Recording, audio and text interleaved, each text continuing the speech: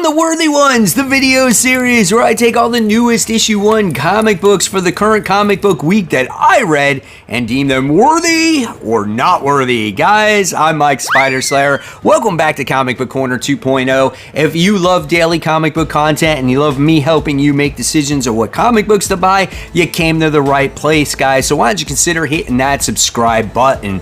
Also, before we dive into it, guys, I just want to let you know about a comic book that is getting ready to be released on July 31st. It's called The Addiction: Death of Your Life. This is issue 1 with a lovely art germ variant here. I will be reviewing this on Worthy Ones once it's released, but I just want to let you know that this comic book is getting ready to come out, and it's about a female by the name of Dr. Nikki Tino, who was very successful at the drug rehab situation side of things, and let's just say that she winds up getting killed, she winds up getting reborn, she has certain powers, and now it is up to her to destroy the drug cartels out there. Seems like a pretty interesting comic book. Can't wait to talk about it on Worthy Ones the week of July 31st. Keep this in mind if you're interested. Check out your local comic shop if they will be getting a copy. Luchaverse Catalyst. This is issue 1. This is a 3-part launch of an epic new shared Luchaverse.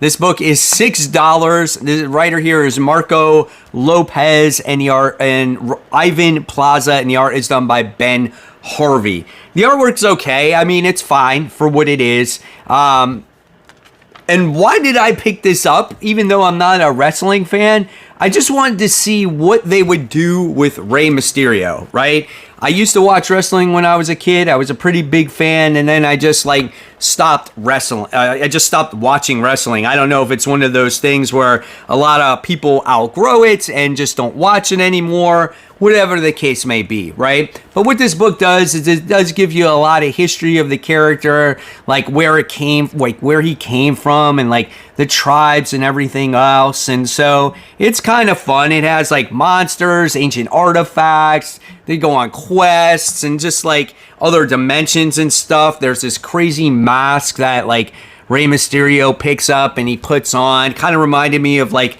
a little bit of an Indiana Jones type of thing. But for me, this book was not worthy. I honestly was just like, okay, it's all right, but it's not really up my wheelhouse. Like I said, I'm not a real wrestling fan, but I'm willing to try a lot of stuff, you know, and I just wanted to see what it was. I give it credit for being something a little bit different, right? But just not my thing. So for me, it was very average. So I'm going to give it a C. But I think maybe wrestling fans could enjoy this a little more. But I don't know, honestly, how many of you guys picked it up. So if you did, let me know in the comments below. The Powerpuff Girls. This is issue 1. 32 pages for $5. Written by Kelly Thompson. The art is done by Paulina Ganshu. I don't know how to even say this name. But yes. So when you look at the artwork in this comic book, it looks just like the cartoon. I mean, split mirror image here, man. I mean, I was like, oh, wow. This is really, really good. And I loved seeing the characters of like Blossom, Bubbles, and Buttercup. I thought that was really cool. They were very much in character, and I felt like this book was, I think, maybe pretty easy for Kelly Thompson to write this, and she did the characters really well. And what this comic book had to offer was kind of like an episode of the cartoon from what I remember. It's been a while since I've watched Powerpuff Girls, but this is a perfect book for all ages, okay? And basically what happens in this comic is, what if the girls led different lives? And they kind of wrote down this questionnaire and they fed it to a robot, and then all of a sudden they were living different lives, but while they were living their different lives, the city was under siege, okay? And this was fun. Then this was absolutely worthy. So if you did watch, you know, episodes of Powerpuff Girls back in the day, then you're going to know what to expect here. If you never did and you picked this up for the first time, I don't know if this will be for you, but this is a perfect book for younger audiences, okay? So if there's a comic book that you want to introduce to boys and girls, give this to them. I think they will have a lot of fun bright, vibrant colors, great little storytelling here. I might pick up another issue or two just to see if it's going to be a one and done series or if there's going to actually be like overarching stories here. So we'll see what happens. Now here's a book that really would have to do a lot to impress me to buy an issue 2.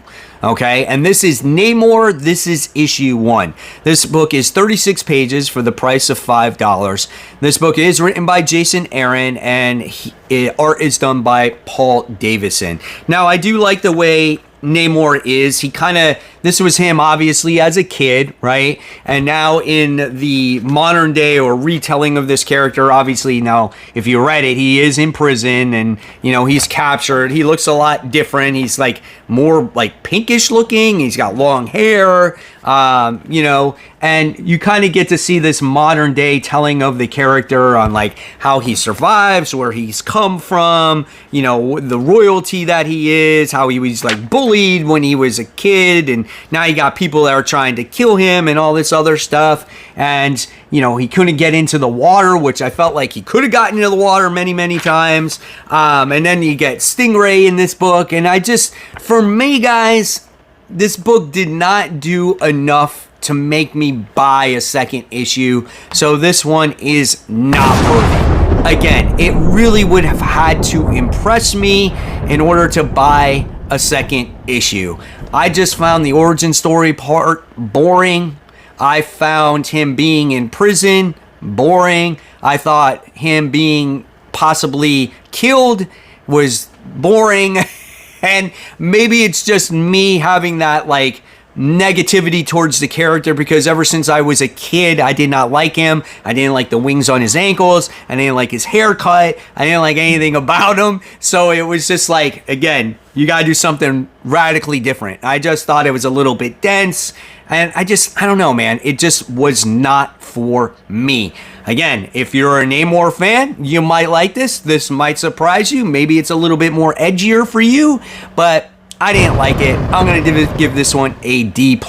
I will not be buying issue 2. X-Men Blood Hunt, Laura Kinney, The Wolverine, issue 1. That's a long title, isn't it?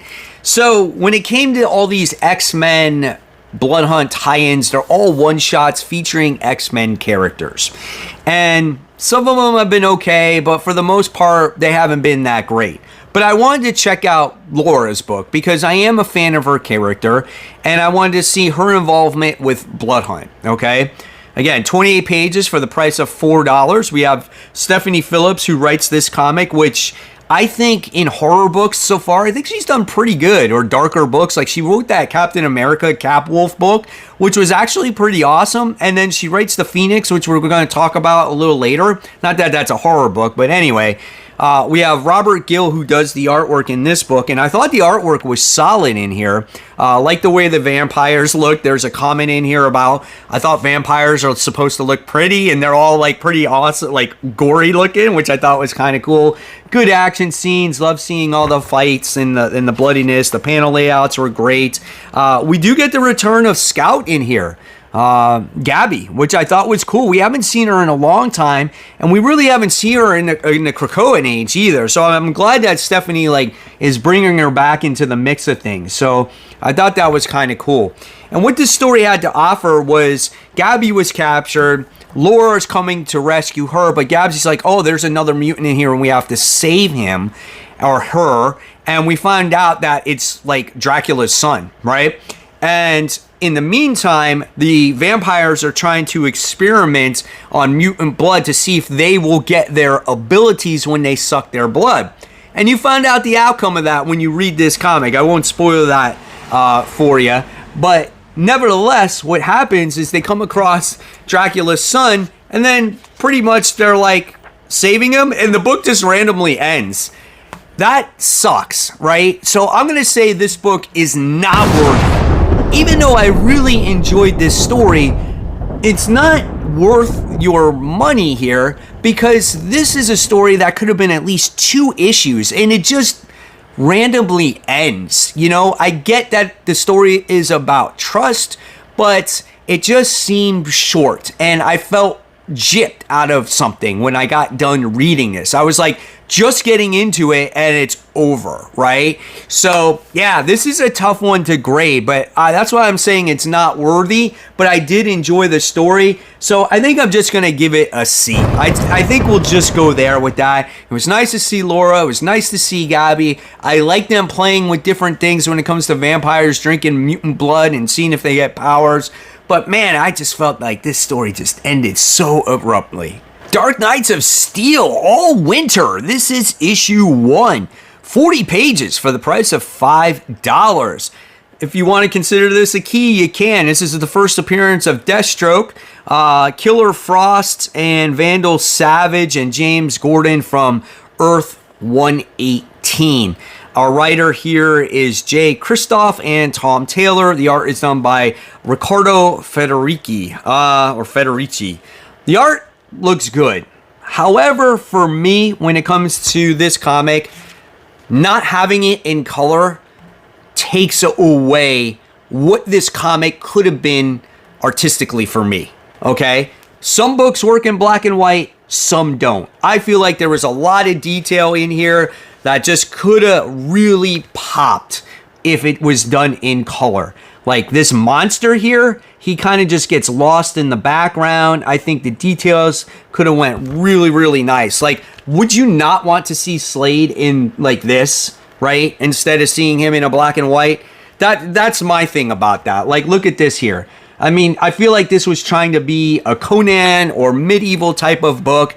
And for me, in many levels, that it failed. And I found this book not worthy. The story, it's okay. I mean, you get Slade that's going on a mission. You got to defeat a monster. You come across the other characters in here. But compared to other Dark Knights of Steel stuff, this doesn't rank nearly like that. I love the last volume way, way better than this. It just didn't intrigue me. And again, it all goes back to the artwork. If the artwork can't capture me sometimes, the story is almost secondary, right? The story has to be really good. And I felt that the story was mediocre for me. And I like Tom Taylor. I think he writes really great stuff sometimes. But this one just did not hit it for me. I think you're going to be two sides of the coin here. I think you're either going to really like this or really hate this. And I didn't like it. So I'm going to give this one a D. Really curious to hear what you guys thought about this comic book. Witchblade, this is issue 1. You want to talk about a blast from the past, man. Talk about when I was like 15 years old and Silvestri did like the cover art and those arts and just like beautiful, beautiful character work. And when I saw this kind of being rebooted, I was like, oh, okay, well, let's see what it has to offer. This book is 48 pages for the price of $5. Our writer here is Margaret Bennett, and the art is done by Giuseppe Caffro.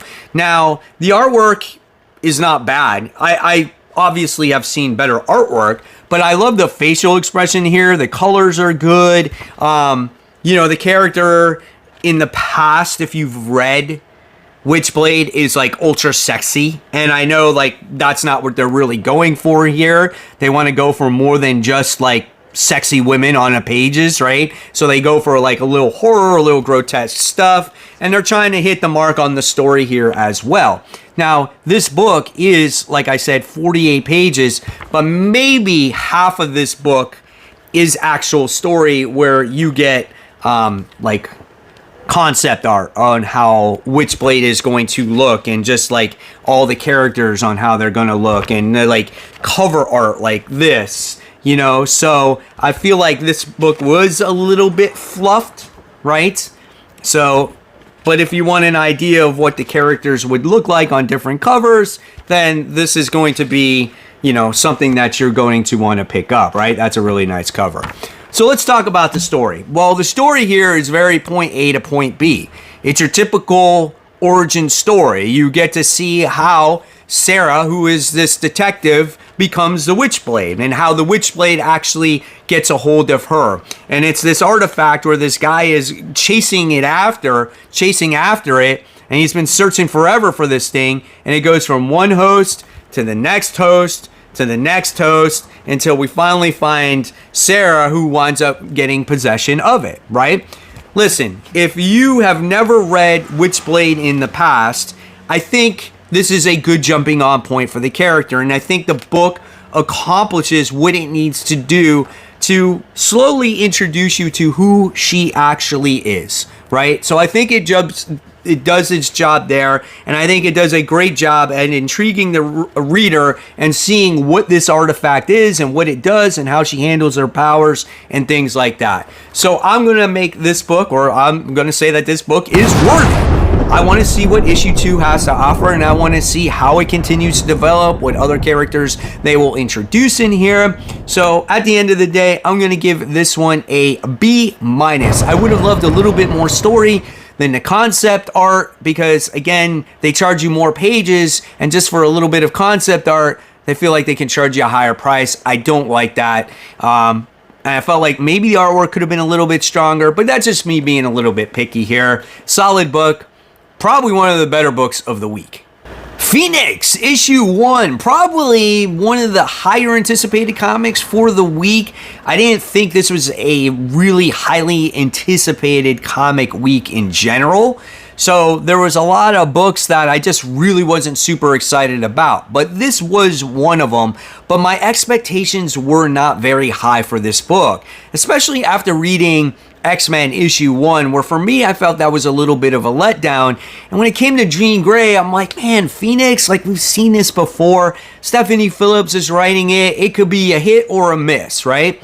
36 pages for the price of $5. Like I said, written by Stephanie Phillips, and the art is done by Alessandro Mercallo. I thought the artwork was fine. I thought the characters had great facial expressions in here. I thought it was very bright and vibrant, which needs to be in a Jean Grey Phoenix comic book, right? It needs to really wow you. It needs to be in your face. And I do like how we wound up getting Richard Rider in this comic book as well, which I thought was awesome, man. We get a little bit of an intimate moment between Scott and Jean here on what's going on with Jean and why she's in space and how she feels like she has to redeem herself. And I also did think when I started reading this book, I was like, it took a little while to get to, but I understood why. Because if you haven't read that much Jean Grey in the past, right, Stephanie Phillips is kind of getting you to the point of, okay, this is what's going on with the character. This is who she is. This is how people think of her. And I think that's important for a new number 1, because remember, guys, I've been reading comics for a long time. I know who the Phoenix is, but for the younger audience out there, for the 20-somethings, for the 17-year-olds, 18-year-olds, maybe they've never read this old Jean Grey before. They don't know the extent, they don't know the history, and this is the jumping on point. So when you read these comic books, you have to keep in mind that we're trying to write it for, you know, an audience that has never jumped on either. So just keep that in mind as much as we want to stay true to the character. So we get to see that develop, and it took a little bit to get there, but once it did, it was kind of cool. We wound up seeing Richard Rider trying to stop this prison that's being sucked in from a black hole, and Jean Grey is there to help herself, right? Or help herself, but to help the others.